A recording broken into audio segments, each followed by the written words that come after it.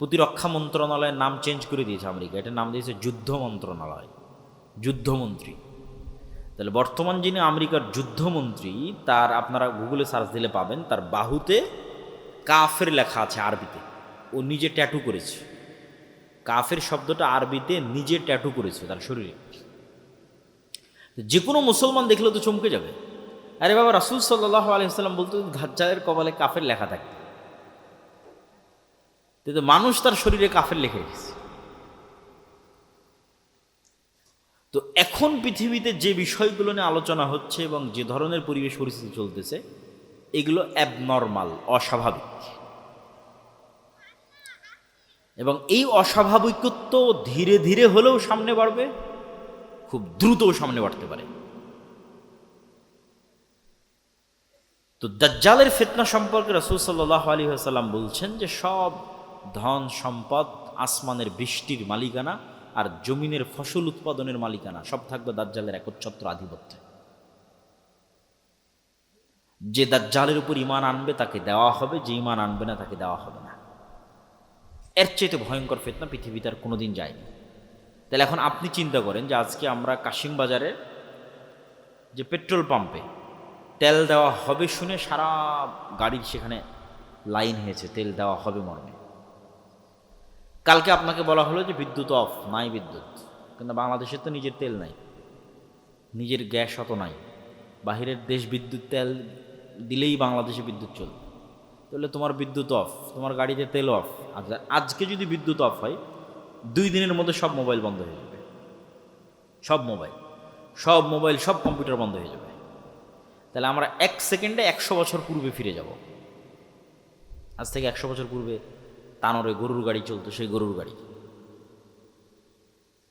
অথবা সাইকেল অথবা ঠেলা গাড়ি অথবা পায়ে হেঁটে।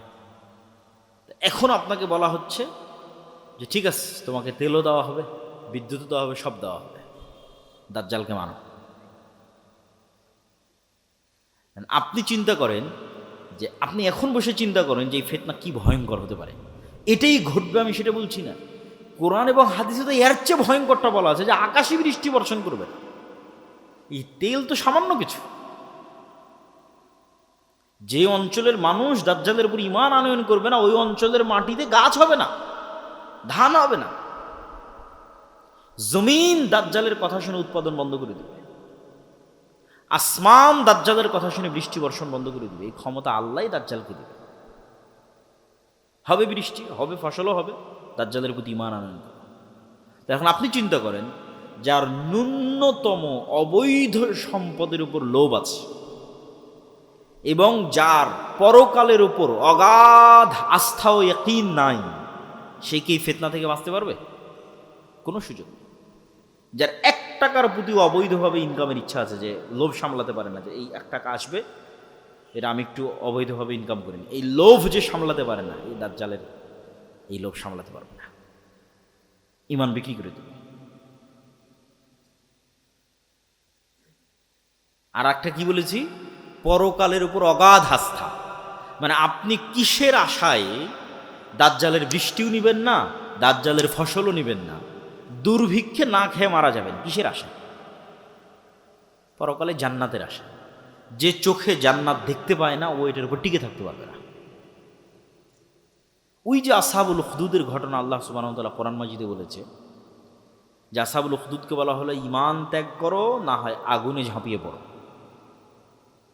তো মা তার কোলের শিশু সহ আগুনের মধ্যে ঢুকে গেছে। আপনি বলেন, এই মানুষগুলোর পক্ষে ওই আগুনে ঢোকা তখনই সম্ভব যখন ওই আগুনের মধ্যে ওরা জান্নাত দেখতে পেয়েছে। যে আমরা আগুনে ঢুকছি না জান্নাতে ঢুকছি? বলেন, আগুনে ঢুকছে না জান্নাতে ঢুকছে? জান্নাতে ঢুকছে। ও যদি মনে করে আমি আগুনে ঢুকছি, ঢুকতে পারবে না, সম্ভব না। আর যখন মনে করেছে আমি আগুন থেকে বের হয়ে আমার বাড়িতে ফিরে যে আরামে ছেলে মেয়ে নিয়ে থাকি, তখন মনে করছে যে আমার বাড়িতে তো জাহান্নামের আগুন জ্বলছে, এখানে কেমনে ফিরে যায়? তাহলে সামনে জান্নাত, পিছনে জাহান্নামের আগুন, কোনটা আমি অ্যাকসেপ্ট করব? এই পরকালের উপর এই মাত্রার ইয়াকিন যতক্ষণ আপনার না আসবে, আপনি ঈমান নিয়ে এই পৃথিবীতে টিকতে পারবেন না। আল্লাহর পথে যাত্রা বইটা শুধু এই জন্যই লেখা নতুন যে বইটা আমার লেখা, যে মানুষের ঈমানকে মজবুত করা। ঈমানই মানুষের সম্বল। আল্লাহর ক্ষমতা ও শক্তির প্রতি ঈমান, পরকালের প্রতি অগাধ আস্থা, অগাধ বিশ্বাস, এটা ছাড়া বাঁচার কোনো রাস্তা নেই। এই একই কথা রাসূল সাল্লাল্লাহু আলাইহি ওয়াসাল্লাম বলতেছে যে দাজ্জালের জান্নাত হবে জাহান্নাম, আর দাজ্জালের জাহান্নাম হবে জান্নাত। সেম কথা, যা আসহাবুল উখদুদের সাথে ঘটেছে। সূরা বুরুজের মধ্যে আল্লাহ সুবহানাহু ওয়া তাআলা বলেছে। তাহলে এই ফিতনার একটা আলামত অন্তত আপনি দেখতে পাচ্ছেন যে আপনার বাড়ি এবং ঘরে পৌঁছে গেছে। এটা বাড়তেও পারে, হয়তো ধীরে বাড়বে, হয়তো দ্রুত বাড়বে। তো কিয়ামতের পূর্ব মুহূর্তে রাসূলুল্লাহ সাল্লাল্লাহু আলাইহি ওয়াসাল্লাম বলছেন যে আমার এবং কিয়ামতের মধ্যে তোমরা কয়েকটা জিনিসকে গণনা করে রাখো। 1 নাম্বার আমার মৃত্যু, 2 নাম্বার মসজিদে আকসার বিজয়, 3 নাম্বার ভয়াবহ মহামারী। এখন কোন মহামারী, এটা নিয়ে আলেমদের মধ্যে মতভেদ আছে। উমর রাদিয়াল্লাহু তাআলা আনহুর জীবদ্দশাতে সিরিয়াতে একটা ভয়ঙ্কর মহামারী হয়েছে। কেউ কেউ বলেছে ওটা সেই মহামারী। আমরাও তো কয়েকদিন আগে দেখলাম করোনা মহামারী। আরও ভয়াবহ মহামারী আসতে পারে পৃথিবীতে। তারপর রাসূল সাল্লাল্লাহু আলাইহি ওয়াসাল্লাম বললেন এমন এক ফিতনা, যেই ফিতনা থেকে আরবের কোনো ঘর খালি থাকবে না। তো আলেম ওলামা ব্যাখ্যা করেছে এই ফিতনা হচ্ছে মোবাইল কম্পিউটার ইন্টারনেটের ফিতনা। তো মোবাইল কম্পিউটার ইন্টারনেটের ফিতনা তো সব ঘরে ঢুকেছে, খালি আরবের ঘরে ঢুকেছে? দক্ষিণ কোরিয়া, জাপান, আমেরিকা থেকে শুরু করে পৃথিবীর সব ঘরে ঢুকেছে। কিন্তু আল্লাহ নবী তো খাস করেছে এমন ফিতনা যেটা আরবের প্রত্যেক ঘরে ঢুকে, পৃথিবীর প্রত্যেক ঘরে। তো কোরআন এবং হাদিসে বেশিরভাগ জায়গায় ফিতনা মানে মারামারি, গণ্ডগোল, হত্যা, এগুলোই উদ্দেশ্য। তাহলে এমন মারামারি, এমন গণ্ডগোল, এমন হত্যা এবং রাহাজানি আরব বিশ্বে তৈরি হবে, যেই হত্যা, যেই গণ্ডগোল, যেই মারামারিতে আরবের প্রত্যেকটা ঘর যুক্ত হয়ে যাবে, বিরত থাকতে পারবে না, মুক্ত থাকতে পারবে না। আর এক হাদিসে রাসূল সাল্লাল্লাহু আলাইহি ওয়াসাল্লাম বলছেন ফোরাত নদী থেকে স্বর্ণের পাহাড় বের হবে। এই স্বর্ণের পাহাড় নিয়ে এমন মারামারি হবে যে মারামারিতে পুরো আরব বিশ্ব যুক্ত হয়ে যাবে। মানুষের কাছে মনে হয় আরে স্বর্ণের পাহাড় বের হওয়ার কি সম্ভব? আচ্ছা আপনি বলেন তো, আজ থেকে 500 বছর আগে মানুষের কি মনে হতো যে মাটির নিচ থেকে তেল বের হওয়া সম্ভব? মনে হতো নাকি? যে তেলে বিদ্যুৎ জ্বলবে এটিকে মানুষ কল্পনা করতো? কখনো কল্পনা করতো? মাটির নিচ থেকে তেল বের হচ্ছে, গ্যাস বের হচ্ছে, বিদ্যুৎ চলতেছে। তো কখন কি বের হয়ে যাবে এটা আপনি বলতে পারবেন না। অথবা যদি সোনাকে সোনার অর্থেই রাখি তবুও সম্ভব। কেন? উদাহরণ দিলাম, যদি সোনাকে মূল্যবান অর্থে ধরি, যে মূল্যবান কিছু বের হবে, মূল্যবান দামি, মূল্যবান দামি বুঝাতে সোনা ব্যবহার হয়, অস্বাভাবিক কিছু না, স্বাভাবিক। তাহলে এখন অন্তত তেল সোনার চেয়েও দামি। তেলের যা অবস্থা স্বর্ণের চেয়েও দামি। সারা পৃথিবীতেই টিকে আছে তেলের উপর, সারা পৃথিবী। তাহলে এখন কিসের যুদ্ধ চলছে? জ্বালানি যুদ্ধ, তেলের যুদ্ধ। তেল নিয়ে মারামারি, ভেনেজুয়েলার সাথে মারামারি তেল নিয়ে, ইরানের সাথে মারামারি তেল নিয়ে, আরব বিশ্বের সাথে মারামারি তেল নিয়ে। এই যুদ্ধের সামনে আরও বাড়তে পারে। তো রাসূল সাল্লাল্লাহু আলাইহি ওয়াসাল্লাম আরব বিশ্বে এরকম এক ভয়াবহ ফিতনার কথা বলে গেছেন, যেই ফিতনায় আরবের প্রত্যেক ঘর যুক্ত হবে। এই সেই ফিতনা নয়, আরবের প্রত্যেক ঘর ওই ফিতনায় যুক্ত হবে, ওই মারামারি, গণ্ডগোলে, কাটাকাটির সাথে যুক্ত হবে। তারপরে কি? একের পর এক আল্লাহ নবী গণাচ্ছে। এরপরে এই ফিতনার পরে আরবের প্রত্যেক ঘর যেই ফিতনায় যুক্ত হয়ে যাবে, এই ফিতনার পরে হুদনাতুন বাইনাকুম ওয়া বাইনার রোম, তোমাদের সাথে রোমানদের চুক্তি হবে। তো রাসূল সাল্লাল্লাহু আলাইহি ওয়াসাল্লাম যখন রোম শব্দ উচ্চারণ করছেন, তখন রোম হচ্ছে আজকের তুরস্ক। আজকের তুরস্কের রাজধানী ইস্তাম্বুল, যাকে ইংরেজিতে বলে কনস্টান্টিনোপল। সেখানে বাইজেন্টাইন রোমান এম্পায়ার ছিল অর্থোডক্স খ্রিস্টানদের, যে অর্থোডক্স খ্রিস্টানরা এখন রাশিয়ায় আছে। আর যদি রোমান মানে সব খ্রিস্টানদের ধরি, তাহলে ইউরোপ আমেরিকার খ্রিস্টান আসতে পারে। আল্লাহ সুবহানাহু ওয়া তাআলা ভালো জানে এই হাদিস কিভাবে বাস্তবায়িত হবে, কারা উদ্দেশ্য। তো মুসলমানদের সাথে রোমান খ্রিস্টানদের চুক্তি হবে। চুক্তি হয়ে মুসলমান এবং রোমান খ্রিস্টানেরা তৃতীয় আর এক পক্ষের বিরুদ্ধে যুদ্ধ করবে। এই তৃতীয় পক্ষকে আল্লাহু আ'লাম। এই তৃতীয় পক্ষ ইহুদিরাও হতে পারে, হিন্দুরাও হতে পারে, বৌদ্ধরাও হতে পারে, অথবা রোমান দ্বারা যদি অর্থোডক্স খ্রিস্টান উদ্দেশ্য হয় তাহলে ক্যাথলিক ইউরোপ আমেরিকার খ্রিস্টানরা হতে পারে, অথবা রোমান দ্বারা যদি ইতালির রোম উদ্দেশ্য হয়, যেখান থেকে ইউরোপ উদ্দেশ্য হবে, তাহলে আমেরিকা ইসরায়েল হতে পারে, রাশিয়া হতে পারে। তৃতীয় আর এক পক্ষের বিরুদ্ধে যুদ্ধ হবে। এই তৃতীয় আর এক পক্ষের বিরুদ্ধে যুদ্ধে তোমরা এবং রোমান খ্রিস্টানেরা বিজয়ী হবে। বিজয়ী হওয়ার পর কেউ একজন ক্রুশকে উঁচিয়ে ধরে বলবে যে এই ক্রুশের কারণে, যে ক্রস চিহ্ন পাদ্রীদের গলায় থাকে, এইটার কারণে আমরা বিজয়ী হয়েছি। তখন এক মুসলমান উঠে ক্রোশটা ভেঙে দেবে যে আল্লাহর সাহায্যে আমরা বিজয়ী হয়েছি। ক্রোশ ভাঙার কারণে তর্ক বিতর্ক, গণ্ডগোল, মারামারি, যুদ্ধ, মুসলমান আর খ্রিস্টান মুখোমুখি হয়ে যাবে, যারা কিছুক্ষণ আগে চুক্তিতে ছিল। চুক্তি হয়ে আর এক তৃতীয় পক্ষের বিরুদ্ধে যুদ্ধ করেছে। আমার কেন জানি মনে হয় যে এই তৃতীয় পক্ষের বিরুদ্ধে যুদ্ধ ইহুদিদের সাথে হতে পারে। কেন? রাসূলুল্লাহ সাল্লাল্লাহু আলাইহি ওয়াসাল্লাম আর এক হাদিসে বলেছেন যে ইহুদিদেরকে এমন ভয়াবহভাবে মুসলমানেরা হত্যা করবে একটা যুদ্ধে, কিয়ামতের পূর্ব মুহূর্তে এমন ভয়াবহভাবে হত্যা করবে যে পাথর এবং গাছ পর্যন্ত কথা বলবে যে মুসলমান আসো, আমার কি বলার নাম, আমার পিছনে ইহুদি লুকিয়ে আছে, হত্যা করো। এই যে পাথর এবং গাছ কথা বলবে, এটার সাথে আর একটা জিনিস আপনাকে বলে রাখি। রাসূল সাল্লাল্লাহু আলাইহি ওয়াসাল্লাম বলছেন মানুষের স্যান্ডেলও কথা বলবে, মানুষের রানও কথা বলবে। আর একটা কি বলেছে রাসূল সাল্লাল্লাহু আলাইহি ওয়াসাল্লাম বলেছেন যে কিয়ামতের পূর্ব মুহূর্তে দাব্বাতুল আরজ বের হবে। যে দাব্বাতুল আরজ হবে একটা জন্তু, একটা জানোয়ার যে কথা বলবে মানুষের সাথে, জাসসাসা, গোয়েন্দা। যেই দাব্বাতুল আরজ তামিমাত দারির হাদিসে যখন দাজ্জালের সাথে দেখা করতে যায়, তখন দাজ্জালের প্রবেশ মুখে এক জন্তু জানোয়ার দাঁড়িয়েছিল, যাকে হাদিসে বলা হয়েছে দাব্বাতুল আরজ। কোন দিকে পিছন, কোন দিকে বোঝা যায়নি। তো ওকে জিজ্ঞেস করে সাহাবীরা, তুমি কি বলে আনাল জাসসাস, আমি হচ্ছে গোয়েন্দা। তো প্রাণী কথা বলতেছে। মানুষের মনে হতে পারে যে প্রাণী কেমনে কথা বলতে, গাছ পাথর কেমনে কথা বলতে। মানুষের তৈরি সৃষ্টি জীব কথা বলতেছে এখন, যদিও সৃষ্টির ক্ষমতা মানুষের নাই, মানুষের বানানো বলতে পারে। যেমন মানুষের বানানো এআই এবং এআই ভিত্তিক রোবট আপনার সাথে কথা বলছে না? বলছে না, বলছে। আপনি এখন চ্যাট জিপিটির সাথে কথা বলেন, কথা বলবে। এখন জেমিনির সাথে কথা বলেন, কথা বলবে। আপনি যা বলবেন সে উত্তর দেবে সাথে সাথে। এই এআই তো পৃথিবীকে, যেমন ইন্টারনেট পৃথিবীকে চেঞ্জ করে দিয়েছে, সামাজিক যোগাযোগ মাধ্যম পৃথিবীকে চেঞ্জ করে দিয়েছে, বিদ্যুৎ পৃথিবীকে চেঞ্জ করে দিয়েছে, এআই পৃথিবীকে চেঞ্জ করে দিচ্ছে।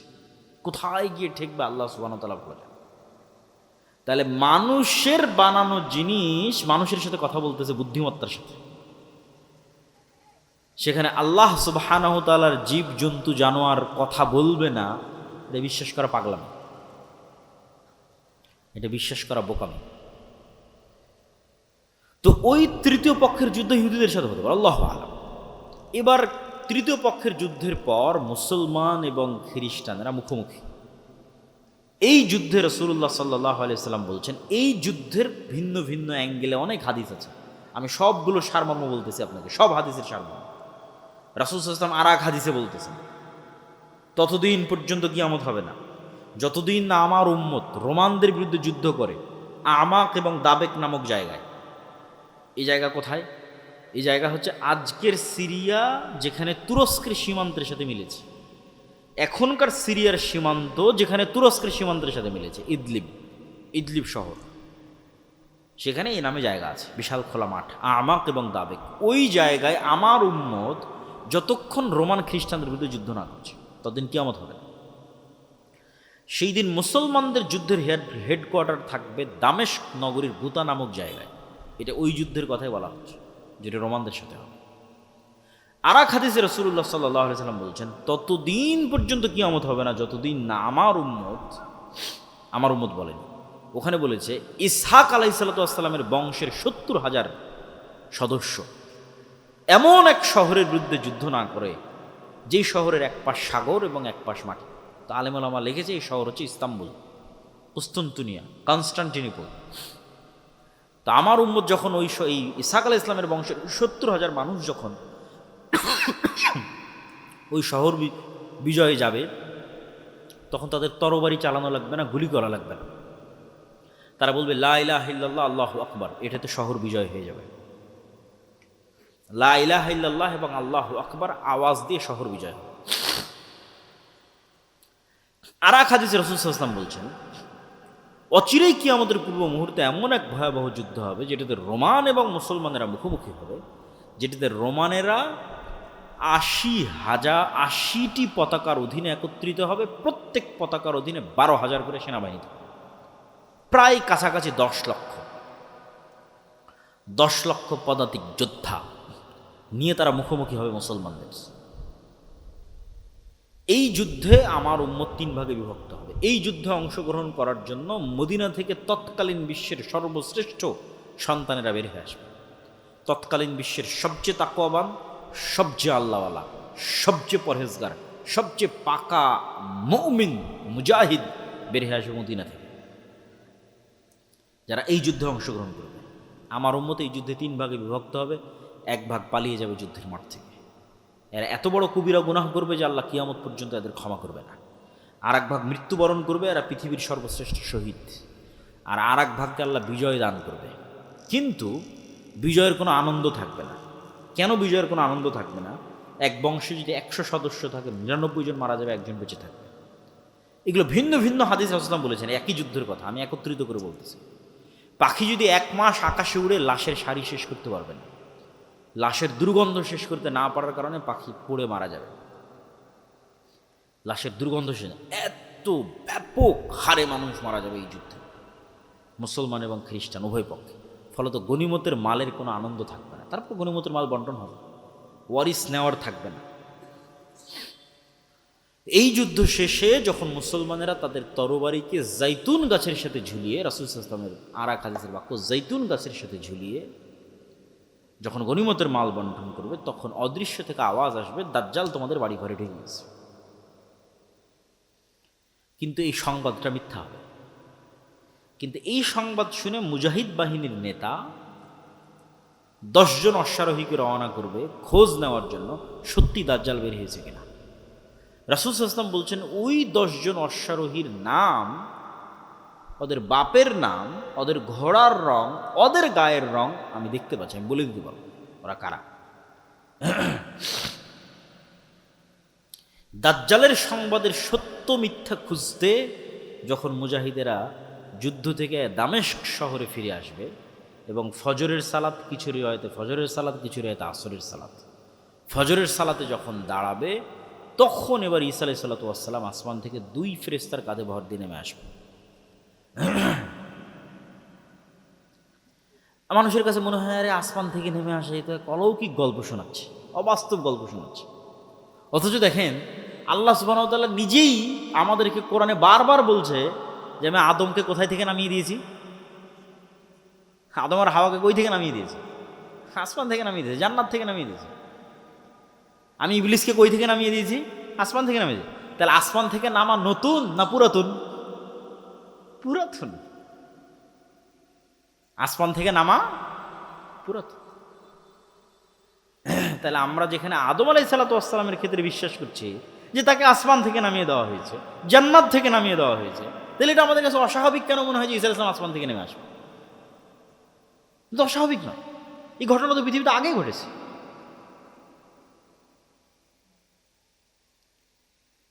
তো ঈসা আলাইহিস সালাতু ওয়াস সালাম পৃথিবীতে নেমে আসবে, ততদিনে কিন্তু সত্যি সত্যি দাজ্জাল বের হয়ে গেছে। এবার ততদিনে যে সত্যি সত্যি দাজ্জাল বের হয়ে গেছে, দাজ্জাল পৃথিবীতে থাকবে 40 দিন।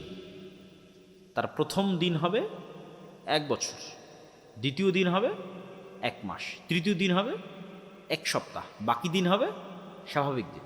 তাহলে মোট কয় দিন হচ্ছে এখন হিসাব করে? মোট হবে 1 বছর 2 মাস 14 দিন। কতদিন? 1 বছর 2 মাস 14 দিন সে পৃথিবীতে বিচরণ করবে। কিন্তু এই জায়গায় সবচেয়ে ভয়াবহ কথাটা বলা হলো যে প্রথম দিন হবে 1 বছর। কেমনে 1 বছর হবে একদিন? যদি আমরা আমাদের আধুনিক বিজ্ঞানের আলোকে চিন্তা করি, তাহলে পৃথিবী যেই গতিতে ঘুরতেছে আর সূর্য যেই গতিতে ঘুরতেছে, এটার মধ্যে পরিবর্তন লাগবে। এই ঘোরার গতিতে কি লাগবে? পরিবর্তন লাগবে। সূর্য আর পৃথিবীকে থেমে যেতে হবে, অথবা ধীর হতে হবে। আর যদি বলি না, এই সিস্টেমের মধ্যে না আল্লাহ অলৌকিকভাবে ঘটাবে, আল্লাহ সুবহানাহু ওয়া তাআলা ভালো জানেন। রাসূল সাল্লাল্লাহু আলাইহি ওয়াসাল্লামকে জিজ্ঞেস করল, আল্লাহ নবী, দাজ্জালের গতি কেমন হবে? বলেন, কাগাইসিন ইস্তাদবারাতহুর রিহ, মেঘমালার যেমন গতি, আকাশে উড়ন্ত মেঘমালার যেমন গতি তেমন হবে। তখন মানুষেরা মনে করে যে আরে দাজ্জাল মনে হয় তাহলে বিমানে উড়বে, মানুষ মনে করে। কিন্তু আমার প্রশ্ন হচ্ছে, মানুষের বানানো বিমান যদি আকাশে উঠতে পারে, তো আল্লাহ সুবহানাহু ওয়া তাআলার সৃষ্টি নিজে কেন উঠতে পারবে না আকাশে? স্বাভাবিক কি? আল্লাহর আর এক সৃষ্টি পাখি উঠতেছে না? হতে পারে, বিমানও সফর করতে পারে। কিন্তু এই শুধু দূরবর্তী ব্যাখ্যা নয়, রিয়াল সম্ভাবনাও আছে, সেটা বুঝাচ্ছি যে দাজ্জাল নিজেই মেঘের গতিতে চলবে, এটার সম্ভাবনা আছে কোনো কিছুর সাহায্য ছাড়াই। আর দাজ্জালের সাথে যেটা লম্বা ঘটনা তামিমাত দারির, ওই লম্বা ঘটনায় দাজ্জাল 4টা প্রশ্ন করেছে তামিমাত দারিকে, যেটাতে দাজ্জালের সাথে তামিমাত দারির সাক্ষাৎ হয়। এটাও আমাদের জন্য একটা প্রমাণ বহন করে যে দাজ্জালের সাথে সাক্ষাৎ সম্ভব, দাজ্জালের সাথে সাক্ষাৎ সম্ভব। তামিমাত দারির যদি দাজ্জালের সাথে সাক্ষাৎ সম্ভব, তো আজকের পৃথিবীর যে কোনো মানুষের দাজ্জালের সাথে সাক্ষাৎ সম্ভব, তার প্রকাশের পূর্বেই, মানে সে পৃথিবীতে আগমনের পূর্বেই। সুতরাং এখনও যে কেউ দাজ্জালের সাথে যোগাযোগ করছে না, দাজ্জালের সাথে দেখা করছে না, সাক্ষাৎ করছে না, এটা সম্পূর্ণরূপে উড়িয়ে দেওয়া যাবে না। কেন? তামিমাত দারি দাজ্জালের সাথে সাক্ষাৎ করেছে। তা আপনি বলবেন, এখনকার আধুনিক স্যাটেলাইট, এই স্যাটেলাইটের মধ্যে পৃথিবীর এমন কোনো দ্বীপ নাই, এমন কোনো জায়গা নাই যেটা মানুষ জানে না। তো অ্যাপস্টেইন ফাইল প্রকাশের আগে কে জানতো যে অ্যাপস্টেইনের এরকম একটা দ্বীপ আছে, যেই দ্বীপে মার্ক জুকারবার্গ যায়, পৃথিবীর সব ধনকুবেররা যায়, আর সেখানে এইভাবে নারী সাপ্লাই হয়, ছোট ছোট শিশু বাচ্চা সাপ্লাই হয়, আবার তাদেরকে এভাবে ধর্ষণও করা হয়। স্যাটেলাইট তো ঠিকই ছিল, কে জানত? যার স্যাটেলাইট আছে ও যদি জানতে না দেয় আপনাকে, স্যাটেলাইট তো আমার নাই, কার আছে? যারা আজকের পৃথিবীর ক্ষমতা নিয়ন্ত্রণ করতেছে, ও যদি আমাদের জানতে না দেয়, আমাদের বাপেরও ক্ষমতা নাই জানার যে কোথায় কি হচ্ছে, সম্ভব নয়। আর যদি মেনে নেই যে না, আসলে এই পৃথিবী, যেই পৃথিবী আমরা এখন চোখে দেখছি, এই পৃথিবীতে দাজ্জাল নাই, তো বিজ্ঞান বলতেছে যে মানুষ 3D ডাইমেনশনে দেখে। এই পৃথিবীতে এমন প্রাণীর বসবাস সম্ভব যে 3 ডাইমেনশনের উপরে, 4th dimension, 5th dimension, 6th dimension, 7th ডাইমেনশনে বসবাস করে, এই পৃথিবীতে আছে, কিন্তু মানুষ দেখতে পাবে না। যেমন জিন আছে, দেখতে পাচ্ছি না, ফেরেশতা আছে, দেখতে পাচ্ছি না, এরা অন্য ডাইমেনশনে বসবাস করতেছে। ঠিক আপনি যদি একটা ছোট্ট পাখিকে একটা বন্দি ঘরের মধ্যে ছেড়ে দেন, পাখি জানালাই খুঁজে পাবে না, অথচ আপনি বলছেন কিরা, আমি তো জানালা দেখতে পাচ্ছি, ও দেখতে পায় না কেন? এরকম আপনি যে কোনো প্রাণীর সাথে চেক করতে পারেন, সাপের সাথে চেক করতে পারেন যে সাপের দৃষ্টি কেমন, সাপ কতটুকু দেখে, কোন লেভেল পর্যন্ত দেখে, আমাদের মতো দেখে না। কুকুরের দৃষ্টি কেমন, সে কি আমাদের মতো দেখে না। আপনার আশেপাশে এরকম হাজারো উদাহরণ আছে, আপনি যেমন দেখেন ওরা ওরকম দেখে না, ওরা ভিন্ন লেভেলের দেখে। তাহলে আমাকে ফেরেশতা দেখতেছে, জিন দেখতেছে, আমি জিন ফেরেশতাকে দেখতেছি না। আল্লাহ চাইলে দেখা যাবে। সুতরাং পৃথিবীতে থাকা অবস্থাতেও না দেখা সম্ভব। আবার পৃথিবীতে থাকা অবস্থায় অন্যরা দেখতেছে, আছে, আমাকে দেখতে দেওয়া হচ্ছে না, যেটা আগেরটা বললাম, সেটাও সম্ভব। আমাকে জানতে দেওয়া হচ্ছে না, সেটাও সম্ভব। এবং দাজ্জালের প্রকাশের পূর্বে তার সাথে সাক্ষাৎও সম্ভব। তো তামিমাত দারির হাদিসে তামিমাত দারিকে জিজ্ঞেস করছে দাজ্জাল আরবের লোকজনকে 4টে জিনিসের কথা বলছে। বহাইরা তাবারিয়ার কথা বলো, আইনে জোগরের কথা বলো, নাখাল বাইসানের কথা বলো, আর নবী আল উম্মির কথা বলো। এই বহাইরা তাবারিয়া হচ্ছে সি অফ গ্যালিলি, যেটা আজকের ইসরায়েলের সীমানার মধ্যে পড়ে। এই নাখাল বাইসান হচ্ছে ইসরায়েলের একটা শহর, বাইতশিয়ান, যেটাও আজকের ইসরায়েলের সীমানার মধ্যে পড়ে। আর আইনে জোগার হচ্ছে জর্ডানের যে ডেড সি আছে, মৃত সাগর আছে, যেখানে লূত আলাইহিস ইসলামের কওমকে ধসিয়ে দেওয়া হয়েছিল, এই ডেড সির পার্শ্ববর্তী একটা ঝর্ণা বা কুয়া। আর এই 3টে জায়গায় 50 কিলোমিটারের মধ্যে হবে, এখান থেকে 50 কিলোমিটার আশপাশে। দুইটা ইসরায়েলের সীমানার মধ্যে আর একটা ইসরায়েলের সীমানা লাগানো। আর এই তিনটা জায়গায় আবার ইহুদি খ্রিস্টানদের বাইবেল এবং তাওরাতে বর্ণিত বিভিন্ন কারণে পবিত্র। যেমন সি অফ গ্যালিলি, যেটা বহাইরা তাবারিয়া দাজ্জাল জিজ্ঞেস করলো, তাওরাতের বর্ণনা অনুযায়ী যে ঈসা আলাইহিস সালাম যেখানে সব মোজেজা দেখাতেন, ঈসা আলাইহিস সালামের মোজেজা তো পৃথিবীর সবচেয়ে ব্যতিক্রম মোজেজা, মৃতকে জীবিত করা, অন্ধকে চক্ষুষ্মান করা, টাকওয়ালা মাথাকে চুল দিয়ে দেওয়া, এই বেশিরভাগ মোজেজাগুলো উনি এই খালের পাশে, এই লেকের পাশে দেখিয়েছেন। এই জন্য সারা ইউরোপ, সারা আমেরিকা থেকে লক্ষ লক্ষ খ্রিস্টান দর্শনার্থী এটা দেখতে আসে। বহাইরা তাবারিয়া, lake of Tiberias, sea of Galilei.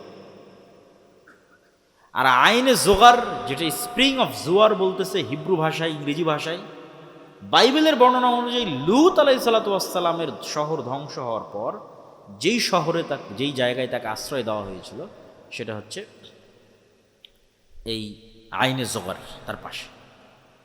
এই তিনটার কথা দাজ্জাল কি বলছে? যেটাতে পানি আছে পানি থাকবে না, ঝর্ণা আছে ঝর্ণা শুকিয়ে যাবে, বাগান আছে বাগান, খেজুর বাগান আছে খেজুর বাগান শেষ হয়ে যাবে। আর নবিয়াল উম্মির কথা বলো, নবিয়াল উম্মি হচ্ছে পড়ালেখা জানে না এমন নবী। তো বলে এই অবস্থা নবিয়াল উম্মির। তারপরে দাজ্জাল নিজেই বলতেছে আমি বের হব, 40 দিন পৃথিবীতে চলাচল করব, আমার এই ক্ষমতা থাকবে। এবং দাজ্জালের ওই ক্ষমতার কথাগুলো রাসূল সাল্লাল্লাহু আলাইহি ওয়াসাল্লাম বলে গেছে। তাহলে দাজ্জালের সাথে কেউ পারবে না। দাজ্জালের সাথে একমাত্র কে পারবে? ঈসা আলাইহিস সালাম। দাজ্জাল যখন পৃথিবীতে বের হয়ে যাবে তখন মুমিন মুসলমানদের বাঁচার কোনো রাস্তা থাকবে না। এমনকি রাসূল সাল্লাল্লাহু আলাইহি ওয়াসাল্লামের হাদিসের বর্ণনা অনুযায়ী সিরিয়ার এক অঞ্চলের মানুষ যারা দাজ্জালের প্রতি ঈমান আনবে না, ওদের ধনুক চাবিয়ে খেতে হবে, কোনো খাবার থাকবে না। এইরকম ভয়ঙ্কর দুর্ভিক্ষ দেখা দেবে। গাড় পাহাড় বিভিন্ন জায়গায় আশ্রয় লুকিয়ে থাকতে হবে, অপেক্ষায় থাকবে ঈসা আলাইহিস সালামের আগমনের। ঈসা আলাইহিস সালাম যখন আসবে, লুদ নামক দরজা, জেরুজালেমের যেখানে এখন এয়ারপোর্ট, সেখানে ঈসা আলাইহিস সালামকে দেখা মাত্র দাজ্জাল গলতে থাকবে পানির মতো। কিন্তু সে গলে শেষ হওয়ার আগেই ঈসা আলাইহিস সালাম তাকে নিজে হাতে হত্যা করবেন এবং সেই রক্ত দুনিয়ার মানুষকে দেখাবে। এবার রাসূল সাল্লাল্লাহু আলাইহি ওয়াসাল্লাম বলছে যে আল্লাহ ঈসা আলাইহিস সালামকে বলবে, ঈসা, দাজ্জাল তো মারা গেল, কিন্তু এখন আমার এমন এক সৃষ্টি জীব বের হবে যে লা ইয়াদানু লি আহাদিম মিন ইবাদি, আমার বান্দাদের মধ্যে এমন কোনো বান্দা নাই যে তাদের সাথে মুখোমুখিতে পারবে, মোকাবেলায় পারবে। অতএব তুমি ঈসা যত বড় নবী হও, আর ইমাম মাহদি যত বড় মুজাহিদ হোক, আর তোমাদের হাতে দাজ্জালের যত বড় ফিতনা পরাজিত হোক, এখন যারা বের হবে এদের সাথে তোমরা পারবে না। অতএব তোমরা তুর পাহাড়ে আশ্রয় নাও। তখন ঈসা আলাইহিস সালাম মুমিন মুজাহিদদের নিয়ে তুর পাহাড়ে আশ্রয় নেবেন। এবার বের হবে ইয়াজুজ মাজুজ, যাদের বর্ণনা কিয়ামতের আলামতের একমাত্র আলামত, যেটার বর্ণনা কোরআনে আছে। দাজ্জালের কথা কিন্তু কোরআনে নাই। আরও যেগুলো বললাম বিভিন্ন ভয়ঙ্কর যুদ্ধ, ফিতনা, রোম, এগুলো কোরআনে নাই। তাহলে একমাত্র আলামত যেটার বর্ণনা কোরআনে আছে সেটা কি? ইয়াজুজ মাজুজ। যুলকারনাইনের বর্ণনায় সূরাতুল কাহফের মধ্যে আল্লাহ সুবহানাহু ওয়া তাআলা ইয়াজুজ মাজুজের ঘটনা তুলে ধরেছে। যুলকারনাইনের 3টা সফর, 3টাই ব্যতিক্রম ব্যতিক্রম ব্যতিক্রম সফর, এবং সূরা কাহফের প্রত্যেকটা ঘটনা ব্যতিক্রম। সূরা কাহফের আসহাবে কাহফের ঘটনা ব্যতিক্রম। সূরা কাহফের মধ্যে যে ঘটনাগুলো আছে, প্রায় 4টা ঘটনা আছে সূরা কাহফের মধ্যে, 4টাই ব্যতিক্রম ঘটনা। একটা তো আসহাবে কাহফের ঘটনা, গুহার মধ্যে ঘুমিয়ে গেল, 300 বছর, 310, 309 বছর ঘুমিয়ে থাকলো, আশ্চর্য ঘটনা। অথচ মানুষ তাদেরকে দেখে, তাদেরকে মনে করে জীবিত, অথচ তারা মৃত বা ঘুমন্ত। তারপরে সূর্যের উদয়ের কথা এমনভাবে বলা আছে ওই আয়াতে, মিলানোই কঠিন যদি অনুবাদ পড়ে দেখেন। 2 নম্বর ব্যতিক্রম ঘটনা কি বলা আছে? মুসা আলাইহিস সালাম আর খিজির আলাইহিস সালামের ঘটনা, আর এক আশ্চর্য ঘটনা। মাছ, শুকনা মাছ, রান্না করা মাছ নিয়ে গেছে, সেই মাছ যেখানে জীবিত হয়ে বের হয়ে গেছে, সেখানে খিজির আলাইহিস সালাম বেঁচে আছে না মারা গেছে, আর তার সাথে কারো দেখা হচ্ছে কিনা, কই থেকে আসলে খিজির আলাইহিস সালাম, কই থাকে, এই আর এক আশ্চর্য ঘটনা। 3 নম্বর আশ্চর্য ঘটনা জুলকারনাইন। জুলকারনাইন 3টা সফর দিল। 3টে সফরের একটা সফরে ইয়াজুজ মাজুজ। বলছে এদের থেকে আমাদের বাঁচার ব্যবস্থা করেন, প্রাচীর দিয়ে দেন। তখন জুলকারনাইন সেখানে প্রাচীরের ব্যবস্থা করে দিল আর বললো আল্লাহ যেই দিন চাইবে সেই দিন এরা বের হবে। এখন সেই প্রাচীর আছে না ভেঙে গেছে, বের হয়ে গেছে, না কিয়ামতের পূর্ব মুহূর্তে বের হবে, আল্লাহু আ'লাম। কিন্তু হাদিসের ভাষা অনুযায়ী বোঝা যাচ্ছে যে কিয়ামতের পূর্ব মুহূর্তেই তারা বের হবে। যে সূরা কাহাফের সবগুলো ঘটনা আশ্চর্য। তো ইয়াজুজ মাহুজ বের হবে, ঈসা আলাইহিস সালাম তার সঙ্গী সাথী মুমিন মুসলমানদের নিয়ে তুর পাহাড়ে আশ্রয় থাকবে। যখন তুর পাহাড়ে খাবারের সংকট দেখা দিবে, দুর্ভিক্ষ দেখা দিবে, খাবারের কিছু নাই, অসহায় অবস্থা, করুণ অবস্থা, তখন ঈসা আলাইহিস সালাম তার সঙ্গী সাথীদের নিয়ে আল্লাহর কাছে দোয়া করে কান্নাকাটি করবে, আল্লাহ এই ফিতনা থেকে আমাদের বাঁচান। তাহলে দেখেন এত বড় নবী হওয়ার পরেও কি ফিতনায় আল্লাহ তাকে ফেলছে যে তাদের বাঁচার কোনো রাস্তা নাই, কার সাহায্য ছাড়া? আল্লাহর সাহায্য ছাড়া। তাহলে আলটিমেটলি মুমিন মুসলমানদের বাঁচার কোনো রাস্তা নেই আল্লাহর সাহায্য ছাড়া। এটা ঈসা আলাইহিস সালামেরও বাঁচার রাস্তা নেই আল্লাহর সাহায্য ছাড়া, মুহাম্মদ সাল্লাল্লাহু আলাইহি ওয়াসাল্লামেরও বাঁচার রাস্তা নেই আল্লাহর সাহায্য ছাড়া। এই জন্য দুনিয়াবি আসবাবে ভরসা করে ইসলামের বিজয় হয়নি, হবে না। দুনিয়াবি কারণে বিজয় সম্ভব নয়, আল্লাহর সাহায্যেই বিজয় সম্ভব। তো বলে বিজয় হচ্ছে না কেন? আল্লাহর সাহায্য পাওয়ার শর্ত পূরণ করিনি, এই জন্য। দুনিয়ার শক্তিতে কম আছে এই জন্য এটা ভুল কথা। মুসলমানদের কোনোদিন দুনিয়াবি শক্তিতে বিজয় হয়নি, কোনোদিন হবেও না। মুসলমানদের বিজয় হয় আল্লাহর সাহায্যে। তো তোমার বিজয় হয় না কেন? তুমি আল্লাহর সাহায্য পাওয়ার শর্ত পূরণ করো এই জন্য, আল্লাহর সাহায্য পাওয়ার যোগ্য হওনি এই জন্য। এটা হলো আসল কারণ। ঈসা আলাইহিস সালামের চলবে না আল্লাহর সাহায্য ছাড়া। তো ঈসা আলাইহিস সালামের কান্নাকাটিতে এবার আল্লাহ সুবহানাহু ওয়া তাআলা ইয়াজুজ মাহুজকে এক বিশেষ অসুখ, বিশেষ পোকা মাকড় দিয়ে আল্লাহ ধ্বংস করে দিল। তখন তুর পাহাড় থেকে নেমে পা ফেলার মতো কোনো জায়গা থাকবে, লাশ আর লাশ, দুর্গন্ধ আর দুর্গন্ধ, পৃথিবীতে বসবাস করার মতো কোনো জায়গা নেই। এবার দ্বিতীয়বার কান্নাকাটি, হাদিসের ভাষা অনুযায়ী যে দ্বিতীয়বার ঈসা আলাইহিস সালাম এবং মুমিন মুজাহিদরা আল্লাহর দরবারে লুটিয়ে পড়ে কান্নাকাটিতে মগ্ন হয়ে যাবে। এবার আল্লাহ সুবহানাহু ওয়া তাআলা রাসূল সাল্লাল্লাহু আলাইহি ওয়াসাল্লামের হাদিসের ভাষ্য অনুযায়ী উটের কুঁজ যেরকম লম্বা, এরকম লম্বা কুঁজওয়ালা এক প্রকার পাখি পাঠাবে, যে পাখিগুলো এই লাশগুলোকে উড়িয়ে উড়িয়ে নিয়ে গিয়ে এমন জায়গায় ফেলে দেবে যেখানে মানুষ বসবাস করে না। দক্ষিণ মেরু, উত্তর মেরু, অসংখ্য বরফ আচ্ছাদিত অঞ্চল আছে যেগুলোতে মানুষ যায়ই না, আজও যায় না, এরকম মানুষ বসবাস করে না, এরকম জায়গায় ফেলে দেবে। তারপরে আকাশ থেকে বৃষ্টি বর্ষণ হবে, পৃথিবী ধুয়ে মুছে সাফ হয়ে যাবে। তুর পাহাড় থেকে ঈসা আলাইহিস সালাম এবং মুমিন মুসলমানরা নেমে আসবে। নেমে আসার পর বাইবেলের ভাষা অনুযায়ী 1000 বছর, আর মুহাম্মদ সাল্লাল্লাহু আলাইহি ওয়াসাল্লামের ভাষা অনুযায়ী 7 বছর পৃথিবীতে ন্যায়ের শাসন প্রতিষ্ঠিত হবে, ইনসাফের শাসন প্রতিষ্ঠিত হবে। এই ন্যায় এবং ইনসাফের শাসনে আসমানের বরকতের সব দরজা আর মাটির জমিনের বরকতের সব দরজা উন্মুক্ত করে দেওয়া হবে। তখন এবার একটা ডালিম খাবে একটা গ্রাম, একটা গাভীর দুধ খাবে একটা বংশ। এই রকম অবস্থা পৃথিবীর সবচেয়ে শান্তিপূর্ণ, সবচেয়ে রহমত এবং বরকতে পরিপূর্ণ অবস্থা চলার একটা পর্যায়ে এক ঠান্ডা শীতল বাতাসে মুমিন মুসলমান ঈসা আলাইহিস সালাম মারা যাবে। মুনাফিক, ফাসেক, ফাজেররা পৃথিবীতে থেকে যাবে। এবার আসবে ওই হাদিসগুলোর বাস্তবায়ন। মানুষ ভুল বুঝে, বলে এমন এক সময় আসবে যে সময় আল্লাহ নাম নেওয়ার লোক থাকবে না, বলে এমন এক সময় যে সময় কোরআন পড়ার লোক থাকবে না, এমন এক সময় যে সময় হজ করার লোক থাকবে না, এমন এক সময় কাবা ঘর ভেঙে দেওয়া হবে। এগুলো এবার এখন এমন এক সময় আসবে যখন মানুষ কুকুর শ্রীকাল যেভাবে রাস্তায় মিলিত হয় ওইভাবে মিলিত হবে। এগুলো ঈসা আলাইহিস সালামের আগে নয়। ঈসা আলাইহিস সালামের আগে দিন থাকবে, কোরআন থাকবে, মুমিন থাকবে, মুজাহিদ থাকবে, যোদ্ধা থাকবে, সব থাকবে, মসজিদ থাকবে, মাদ্রাসা থাকবে, হজ থাকবে, ওমরা থাকবে, all everything will be running, সব কিছু চলতে থাকবে। তাহলে কোরআন উঠে যাওয়া, আল্লাহর নাম নেওয়ার মতো লোক উঠে যাওয়া, রাস্তাঘাটে কুকুর শ্রীগালের মতো জেনায় লিপ্ত হওয়া, হজ বন্ধ হয়ে যাওয়া, কাবা ঘর ধ্বংস হয়ে যাওয়া, এগুলো এবার হবে ঈসা আলাইহিস সালামের মৃত্যুর পরে। তখন এই ফাসেক, ফাজের, কাফেরদের উপর এবার ফাইনাল কিয়ামত, যেটা ওই ফাইনাল কিয়ামত সংগঠিত হবে, যেটাতে বলা আছে যে আল্লাহ সুবহানাহু ওয়া তাআলা ইজা সামাউ শাক্কাত, ইজা সামাউ ফাতারাত ওয়াইদাল কাওয়াকিবু তাফারাত ওয়াইদাল বিহারু ফুজ্জিরাত, যখন আসমান ফেটে চৌচির হয়ে যাবে। আল কারিআতু মাল কারিআহ ওয়া মা আদরাকা মাল কারিআহ ইয়াউমা ইয়াকুনুন নাসু কাল ফারাশিল মাবথুথ ওয়া তাকুনুল জিবালু কাল ইহনিল মানফুশ। পাহাড়, হিমালয় পাহাড় হবে আকাশে উড়ন্ত ধুলিত ধুনিত তুলা, আর মানুষ হবে পঙ্গপালের ন্যায়। সূর্যর চন্দ্র নক্ষত্র চূর্ণ বিচূর্ণ বিদীর্ণ হয়ে পড়ে যাবে, ফাইনাল কিয়ামত।